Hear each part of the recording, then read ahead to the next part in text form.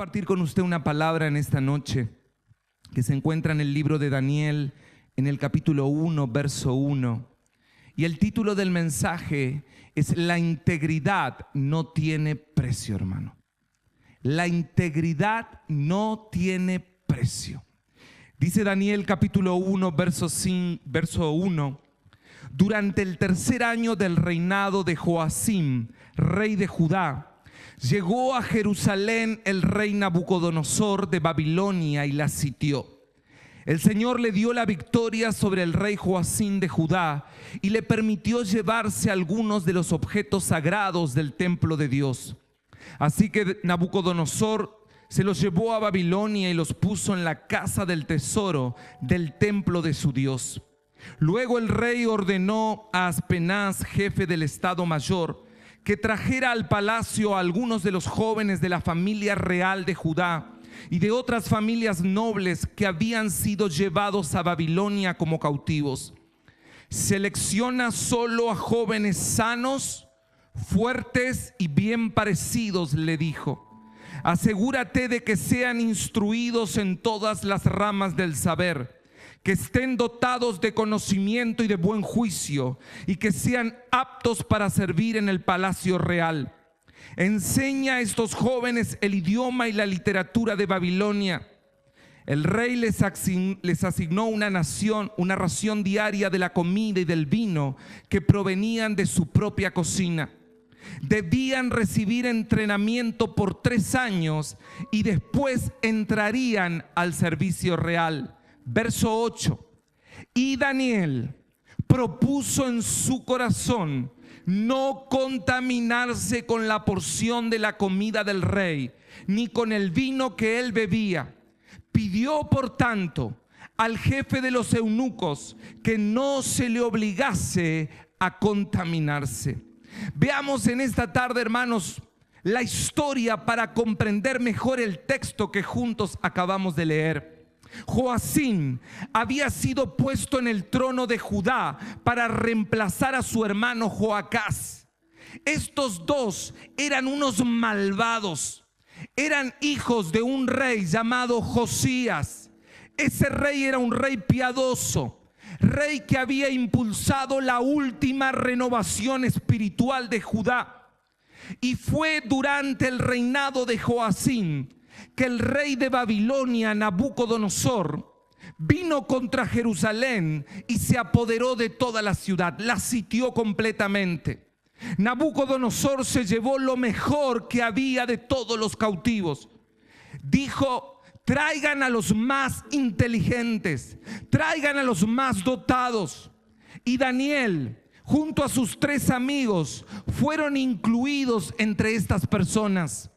Estos muchachos habrán tenido entre 14 y 18 años de edad aproximadamente en el momento en que fueron cautivos por el rey de Babilonia, sacados de su tierra de Judá y llevados a la tierra de la esclavitud, a la tierra del cautiverio. En el verso 4 dice: selecciona solo a jóvenes sanos, fuertes y bien parecidos.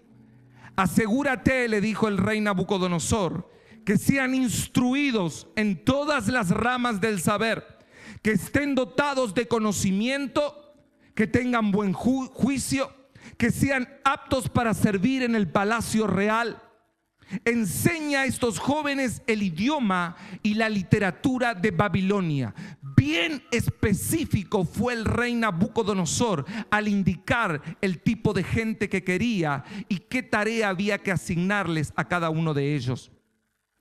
Estos 4 jóvenes, entre los que estaban Daniel, no eran cualquiera, hermano.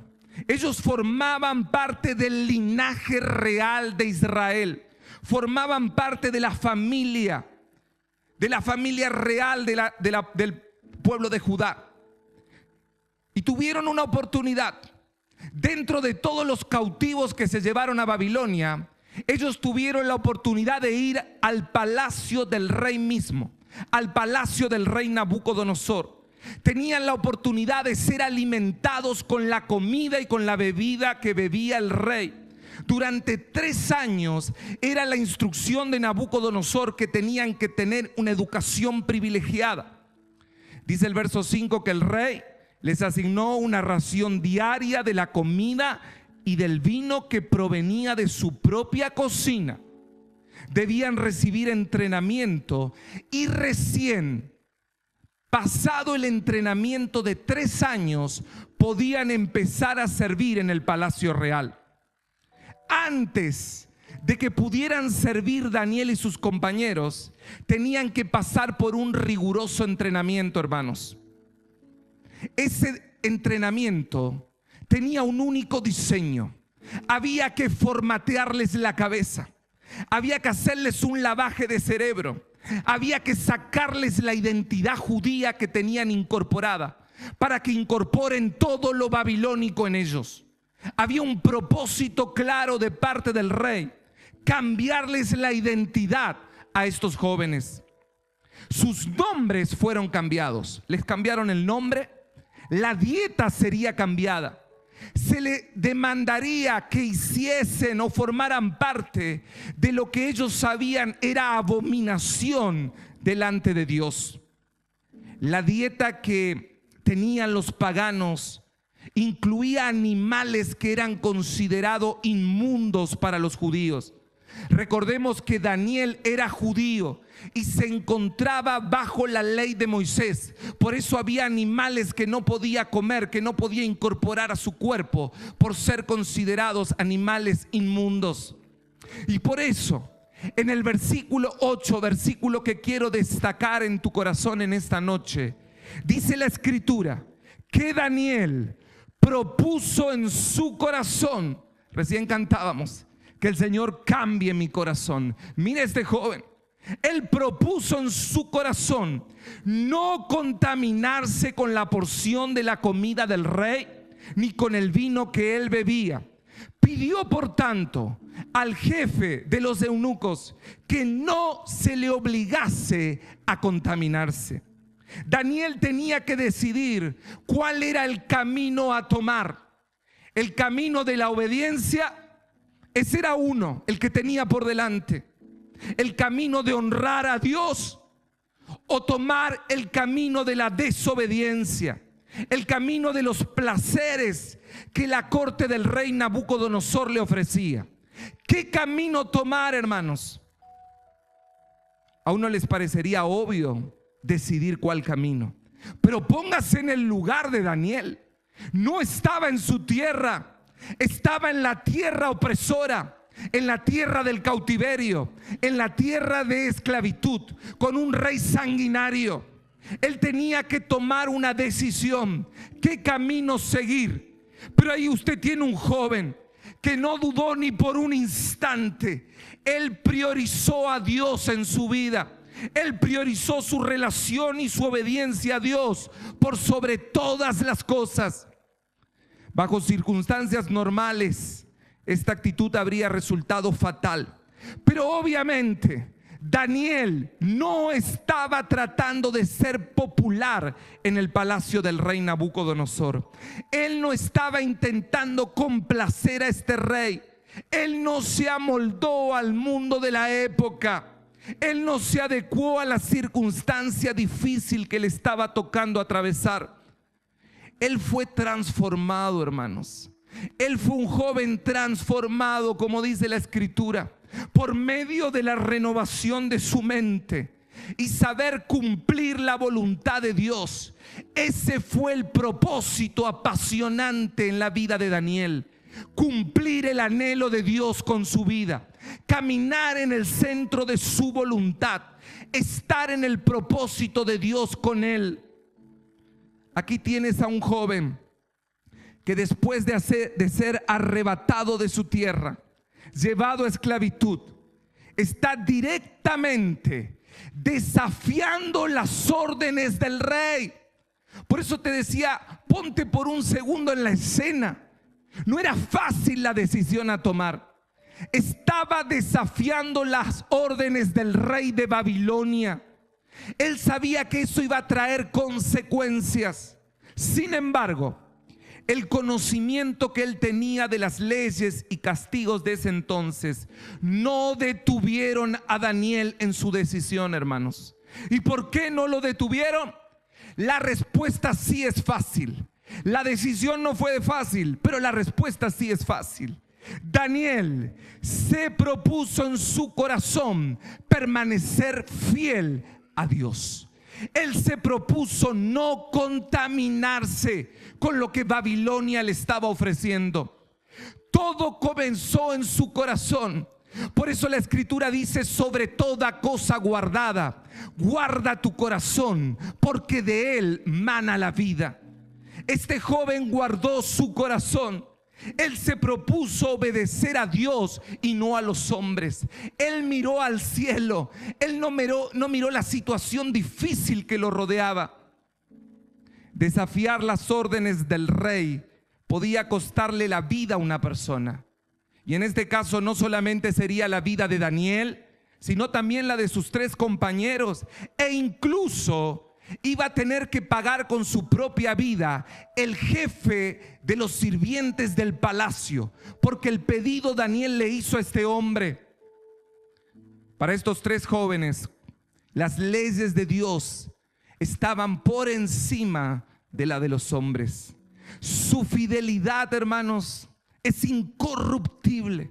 Por eso el título que le di a este mensaje es que la integridad no tiene precio.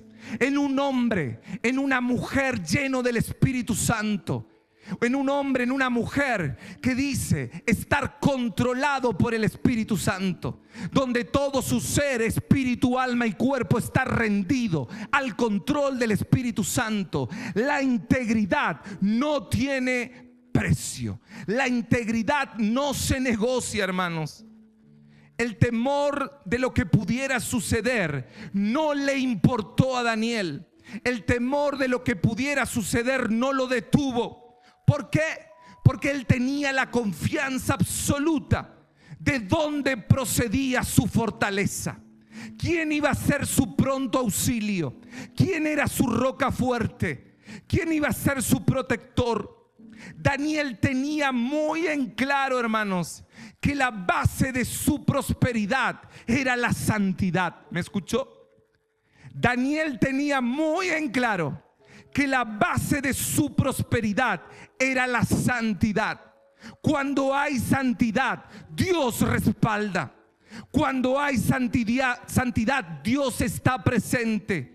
Su presencia está con nosotros. Hay presencia, hay manifestación de su gloria. La presencia misma del Señor está contigo, camina contigo, respalda tus actos. Él está en todo momento al lado tuyo. Por eso busque la santidad. Cada día anhele ser más santo para Dios. Camine en integridad. Sea una persona obediente a lo que la palabra de Dios te dice. Daniel no se adaptaba a las normas de su entorno.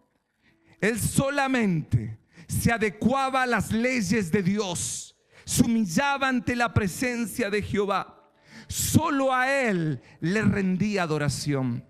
Primera de Samuel, capítulo 2, verso 30, nos dice: yo honraré, dice el Señor, a los que me honran, y los que me desprecian serán tenidos en poco. Yo honraré a aquellos que me honran. Daniel nunca dejó de orar en ninguna situación. Él sabía que solo teniendo intimidad con Dios recibiría la respuesta del cielo.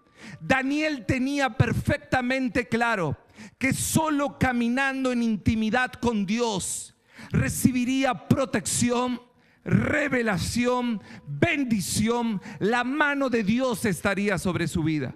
Por eso es tan importante, hermanos, tener intimidad con el Señor. Por eso es tan importante tener una relación con el Espíritu Santo. Por eso es tan importante no comenzar el día sin primero encontrarte con Él, sin primero buscar su presencia, humillarte ante Él, pedir el consejo antes de salir de casa, bendecir a todos los que viven contigo, que el cielo descienda en tu hogar, levante un altar de adoración en su casa, que la atmósfera del cielo se pueda respirar en ese lugar. ¿Cuántos me dicen amén? Que sea tu oración, hermano, ser una persona que vive en intimidad con Dios. Ahí lo tiene usted a Daniel. Este hombre oró en medio de la adversidad. Daniel capítulo 6, verso 10. Daniel, cuando supo que el edicto había sido firmado, entró en su casa y abiertas las ventanas de su cámara que daban hacia Jerusalén, se arrodillaba, subraye esto, 3 veces al día y oraba. Usted quiere tener un secreto para vivir en victoria, empoderado del Espíritu Santo, para caminar bajo cielos abiertos. Siga el ejemplo de estos hombres de Dios. Este muchacho se arrodillaba 3 veces al día y oraba y daba gracias delante de su Dios como lo solía hacer antes.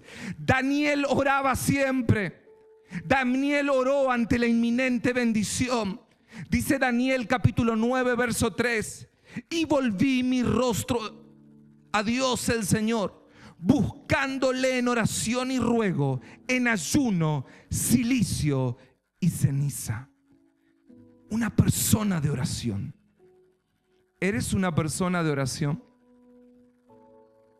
¿Tienes intimidad con el Espíritu Santo? ¿Te enamoras cada día más de Él? ¿Pasas tiempo con el Espíritu Santo? ¿Tus oídos están sensibles para escuchar su voz?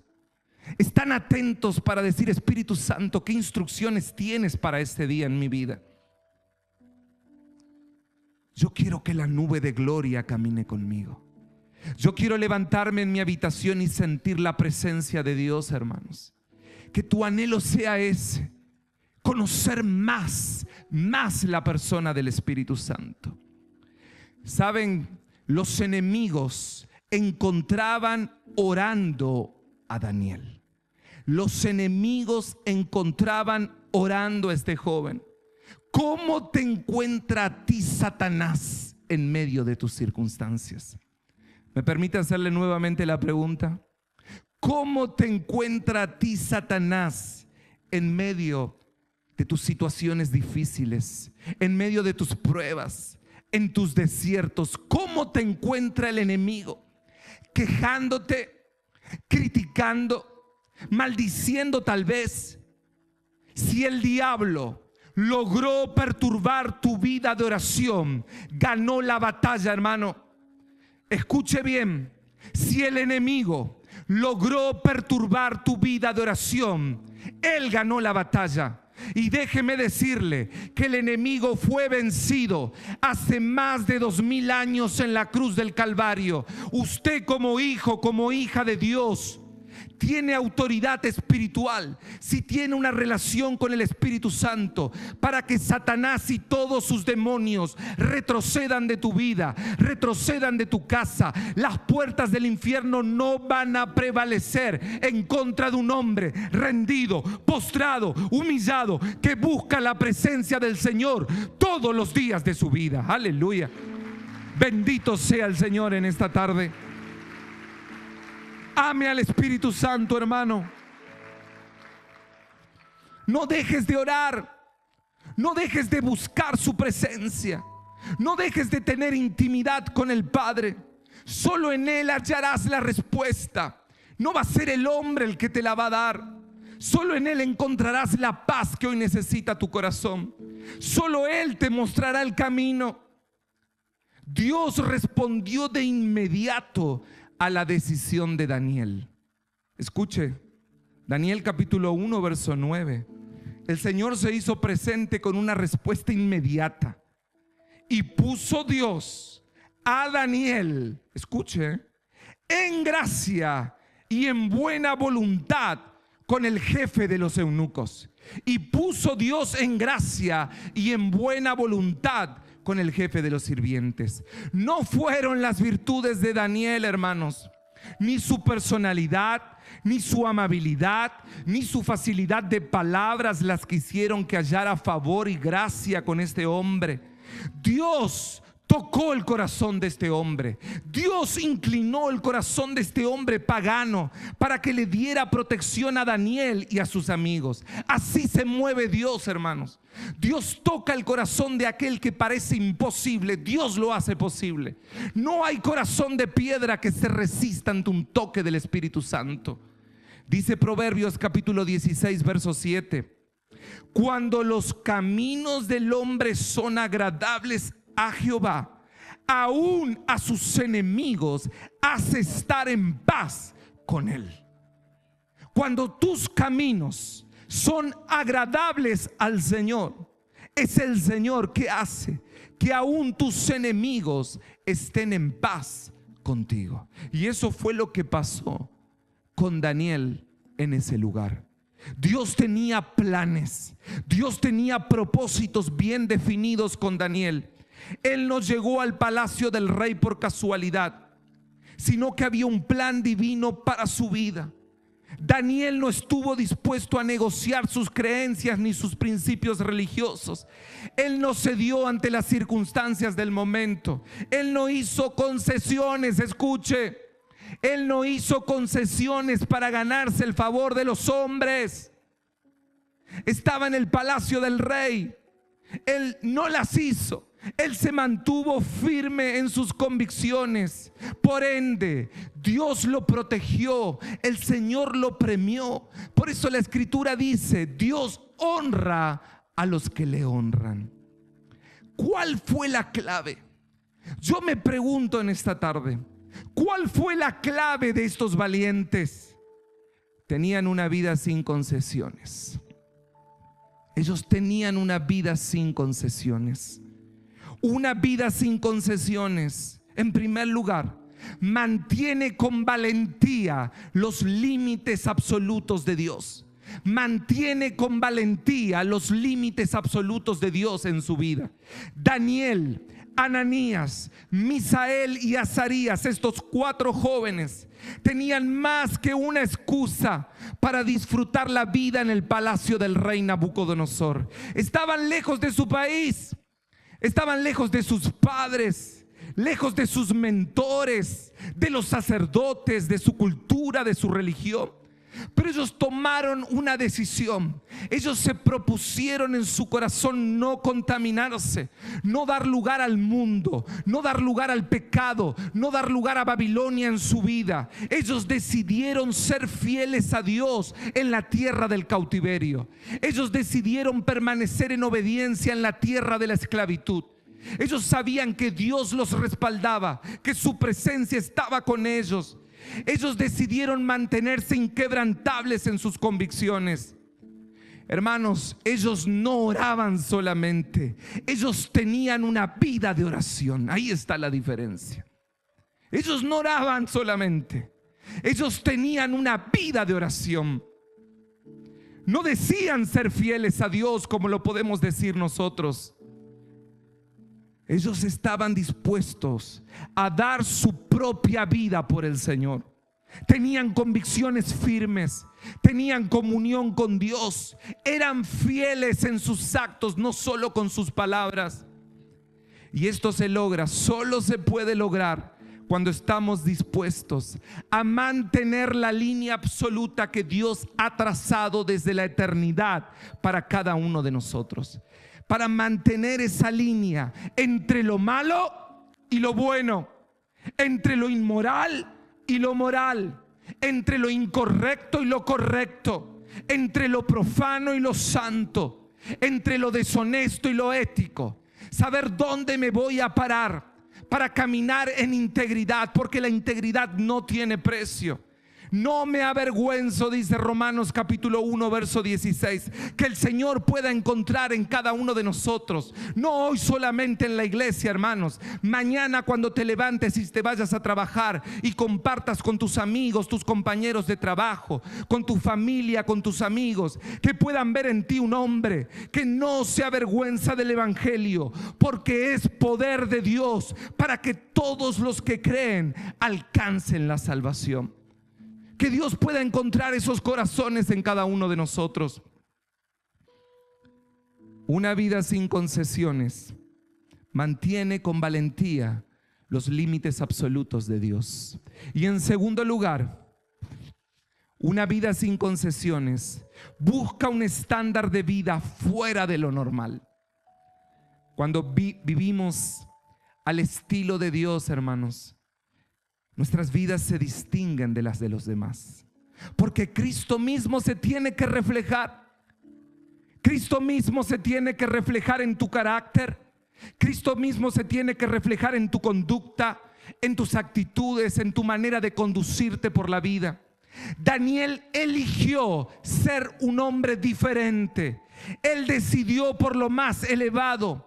Él decidió por lo más noble, por lo mejor. Y Dios premió la decisión de este joven. Dios premió su decisión de no hacer concesiones con el pecado. No hagas concesiones con el pecado. No salga corriendo a buscar ayuda a Babilonia. No haga concesiones con el mundo. No le abra la puerta de su corazón al enemigo.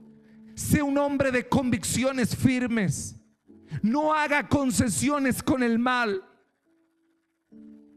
Dice la Biblia en Daniel capítulo 1 verso 17: a estos 4 muchachos Dios les dio conocimiento e inteligencia en todas las letras y ciencias, y Daniel tuvo entendimiento en toda visión y sueños. Mire la manifestación del poder de Dios sobre su vida. ¿Saben algo? Daniel termina siendo nombrado gobernador y jefe de los sabios en Babilonia. Usted puede leer eso en Daniel capítulo 2. Ese premio se lo dio el Señor, hermanos. Él fue premiado por Dios por ser un hombre íntegro. Algunos se sigue preguntando, ¿pero vale la pena la integridad, pastor? Otro ejemplo bíblico de que sí vale la pena la integridad. Ahí lo tienes a Juan el Bautista.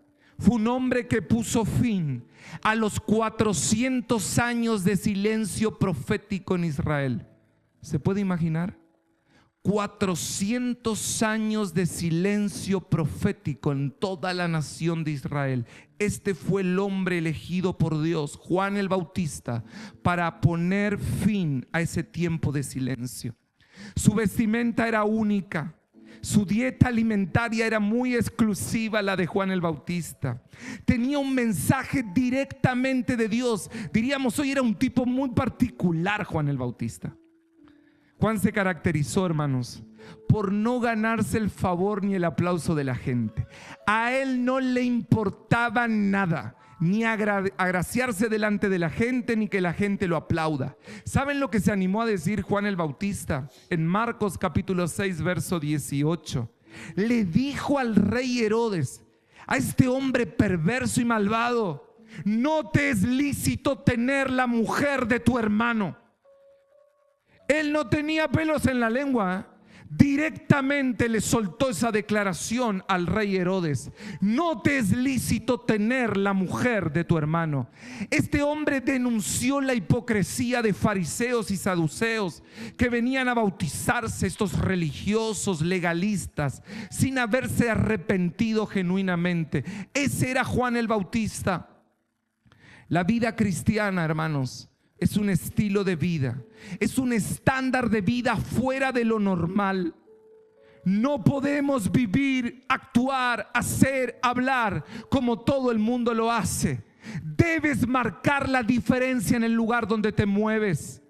Dios nos ha plantado en este mundo para que marquemos la diferencia. Dios nos ha puesto como sal y luz de este mundo. Dios nos ha puesto en este lugar, en esta tierra, con la gente con la que compartís, para que las tinieblas se disipen, para que la oscuridad retroceda, que la gente pueda ver a Cristo en tu vida, hermanos. ¿Sabe algo? Si no marcas la diferencia, si la gente no reconoce a Jesús en ti, algo anda mal en tu vida, hermanos. Y que nos examinemos juntos en esta tarde. Si la gente no puede ver a Jesús en ti, si no marcas la diferencia allá afuera donde estás, algo no está bien. Algo anda muy mal en tu vida. y solo postrado y rendido ante la presencia del Señor, Él te revelará a tu corazón lo que tiene que ser cambiado en tu vida. Porque tenemos que mostrar a Jesús allá afuera. Él camina con nosotros. Hay otro ejemplo en la Biblia que es el ejemplo de José, tremendo. La vida de José es apasionante. José fue despreciado por sus hermanos, arrojado a un pozo con la intención de matarlo. Ese era José. Vendido como esclavo a comerciantes que los llevaron a Egipto. ¿Quiénes lo vendieron como esclavo? Sus propios hermanos, su propia sangre, su propia familia. Lo vendió como esclavo a Egipto.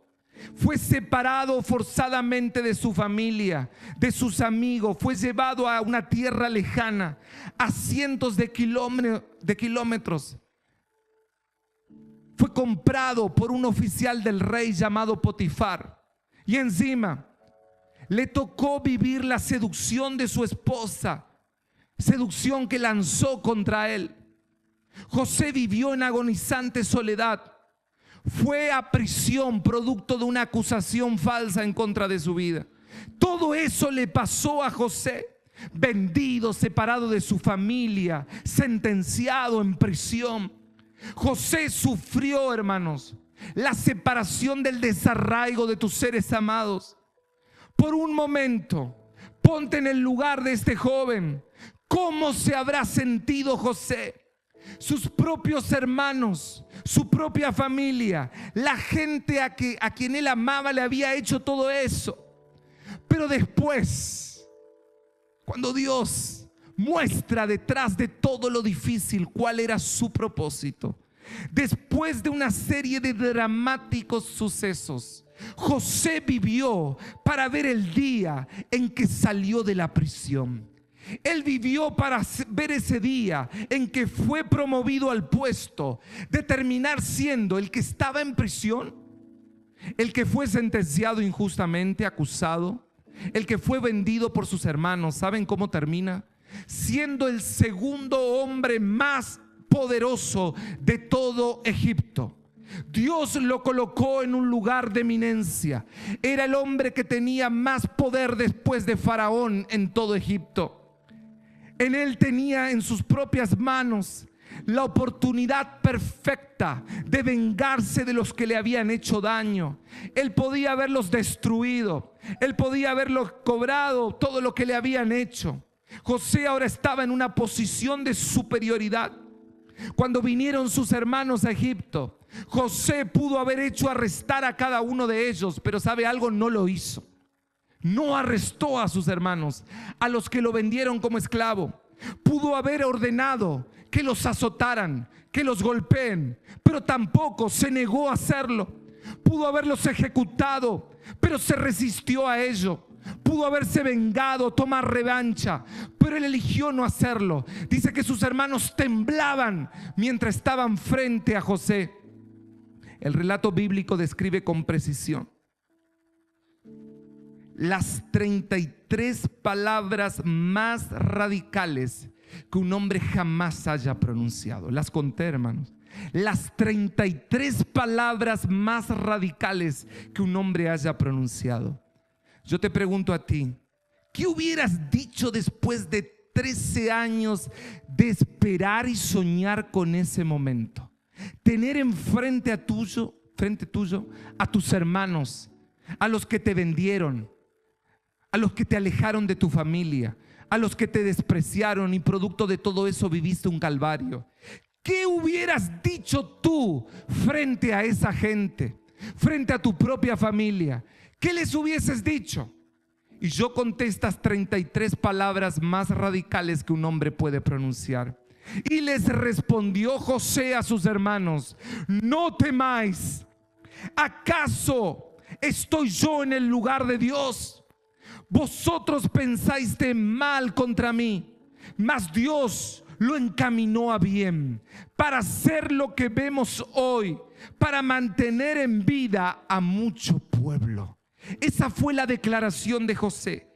José no tenía ni la más remota idea que Dios estaba controlando la maligna intención de los hombres a fin de cumplir sus propósitos divinos a través de la vida de José.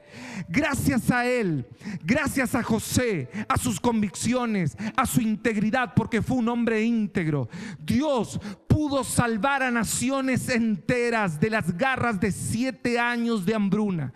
Gracias a la posición de superioridad que tenía José en Egipto, 7 años de hambruna pudieron ser suplidas por este hombre. Dios, hermanos, lo que el hombre hace para maldad, Dios lo puede usar para bien.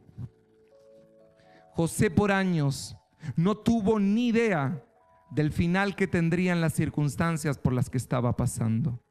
Algunas veces pasan años para que la respuesta llegue, pero de algo debemos estar seguros, y es que Dios estuvo con José en todo tiempo, de la misma manera que lo está contigo, hermano. Así como estuvo con José, Dios está contigo.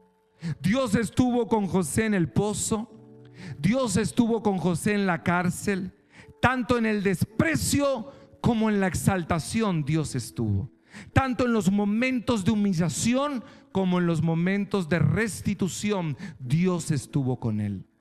Nuevamente quiero preguntarte, ¿cuál es la clave, hermanos? ¿Cuál es la clave?